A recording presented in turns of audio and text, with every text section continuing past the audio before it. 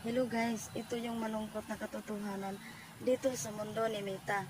Guys, ang dami kong nakikita, nagpo-post sa wall nila, yung iba naman sa comment section, dahil yung iba, lalo na yung mga small content creator, ay nawawalan sila ng pag-asa dahil hindi sila napopromote ng mga big content creator dahil wala daw po silang pang-sponsor.